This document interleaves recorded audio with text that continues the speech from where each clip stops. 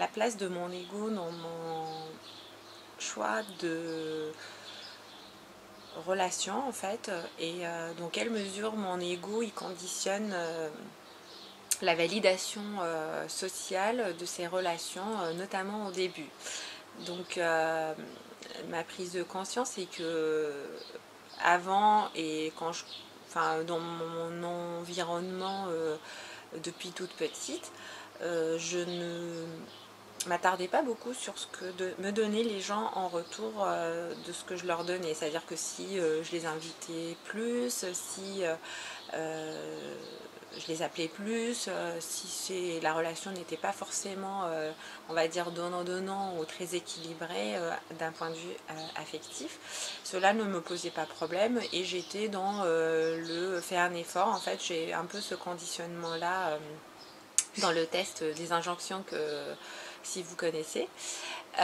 Donc j'étais constamment dans l'effort, dans l'invitation, dans la demande si l'autre personne va bien ou pas, je vais l'appeler, je vais lui envoyer un texto, est-ce que ça va, voilà, c'est quelque chose que je fais aussi beaucoup aujourd'hui avec mon entourage.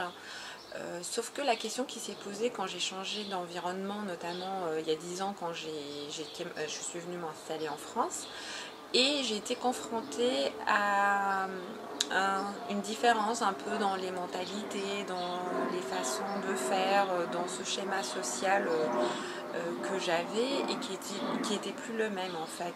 Donc les gens pour moi ne donnaient pas assez. Donc assez c'est par rapport à ce que moi je ressens, mais en tout cas globalement dans la vie parisienne, dans les grandes villes, j'avais l'impression que j'étais constamment dans l'effort quand je connaissais de nouvelles personnes, notamment en voyage, des voyages UCPA, des randonnées, j'invitais les gens derrière, des copines, etc. Mais si j'étais pas bien, par exemple, là, elles n'allaient pas forcément s'enquérir.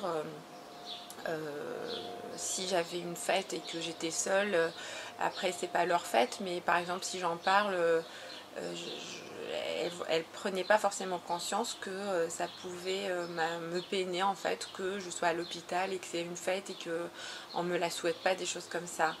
Et aujourd'hui, j'ai pas mal évolué là-dessus, dans le sens où j'ai réduit beaucoup mes attentes, mais pas tant pour me frustrer par la suite. C'est-à-dire que j'ai adapté mes attentes par rapport aux personnes. C'est-à-dire plutôt que de s'attendre à ce que les gens s'enquièrent de moi de la même façon que je le fais pour eux, je vais plus avoir ces attentes-là par rapport à des personnes que je connais pas beaucoup ou avec lesquelles j'ai pas beaucoup d'affection réciproque en fait. Par contre, avec des personnes que je connais depuis longtemps et qui n'ont pas à faire leurs preuves entre guillemets, ou avec des personnes que je trouve juste géniales, ça ne me dérange pas de leur proposer par exemple un déjeuner tout le temps et qu'elle elle me le propose pas par la suite. Enfin ça me dérange moins on va dire, c'est pas que ça me dérange pas.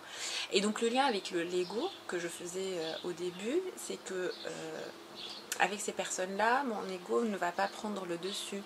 Je vais pas me dire ah bah oui elles n'ont pas posé de questions juste comme ça. Je sais que ces personnes-là, elles sont validées pour moi. Elles sont sympas, elles sont gentilles. Elles donnent avec beaucoup de personnes. Si elles n'y ont pas pensé, c'est que voilà, elles n'ont pas eu le temps ou qu'elles n'y ont pas pensé. Et c'est ok pour moi. Par rapport à de précédentes relations avec lesquelles j'étais pas ok avec ça à l'époque, je me suis retrouvée dans un déséquilibre de la relation, donc j'ai donné beaucoup avec ces personnes, je les trouvais pas affectives, je les trouve pas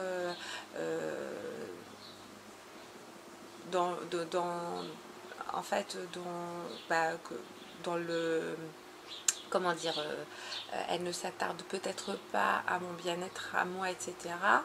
Non pas que je sois le centre du monde, mais c'est un peu ma réflexion, c'est le principe un peu de la relation, de aussi qu'il se passe des choses en retour. Et du coup, si je sens pas cette bienveillance, cette bienveillance en retour, au final, ça m'est arrivé de rompre des relations et de dire bah en fait c'est plus ok pour moi, même si le statut il est familial, c'est la belle famille, c'est des personnes que j'ai côtoyées pendant quelques temps, bah en fait ça ne m'intéresse pas en fait.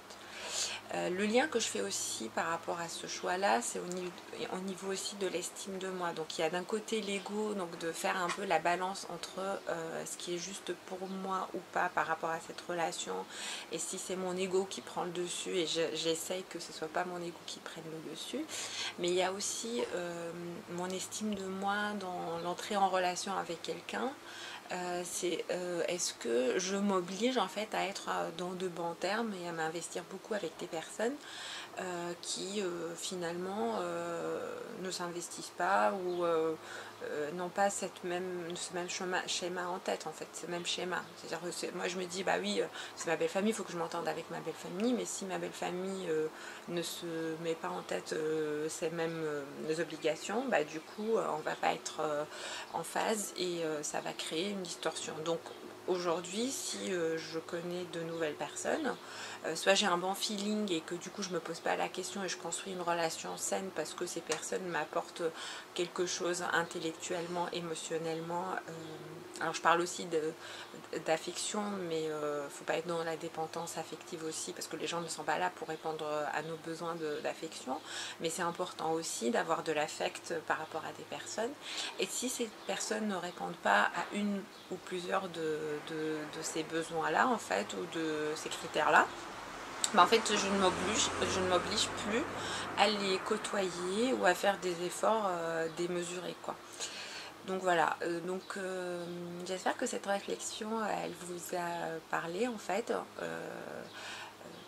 C'est quelque chose qui me tient à cœur en fait, les relations avec les gens. Avant je parlais beaucoup de relations toxiques, aujourd'hui je préfère ne pas en parler de façon négative. Donc plutôt que de dire il y a des personnes qui sont toxiques pour moi donc je ne leur parle moins ou je ne parle plus, je dis en fait je veux construire des relations positives avec des personnes et dès le début de la relation, me questionner sur mes besoins, mes attentes de cette relation-là et de caler en fait cette relation dès le début pour qu'il n'y ait pas de malentendu et qu'il n'y ait pas de frustration. Donc si vous vous retrouvez dans ces réflexions, dans ce type de relation, je me ferai un plaisir d'échanger avec vous et n'hésitez pas à vous abonner à mon compte Instagram ou à ma chaîne YouTube. Bisous bisous.